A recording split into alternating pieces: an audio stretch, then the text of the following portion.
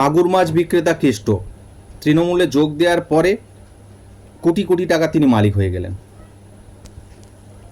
আপনারা বুঝতে পারছেন না যে কেষ্টকে অনুব্রত মণ্ডল, যিনি বেশ কিছুদিন আগে পুলিশের স্ত্রী এবং মাকে নিয়ে কুরুচিকর মন্তব্য করেছিল, তারপরে অ্যারেস্ট হওয়ার ভয়ে আগাম জামিন তিনি নিলেন এবং কোর্টে তার উকিল মহামান্য বিচারপতিকে বলছেন যে আমার মক্কেল অসুস্থ এবং তার বয়স হয়েছে, তেনাকে জামিন দেয়া হোক। কি অদ্ভুত যুক্তি দেখুন।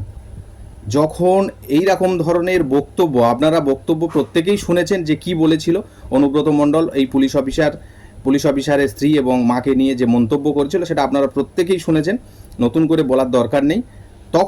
যখন বলেছিল তখন কিন্তু তিনি অসুস্থ নয়, তখন তার বয়স হয়নি, তিনি বলে দিয়েছিলেন। কিন্তু যখন জামিনের সময় হলো, জামিন নিতে গেল, তখন তিনি অসুস্থ হয়ে গেলেন, তার বয়স হয়ে গেল।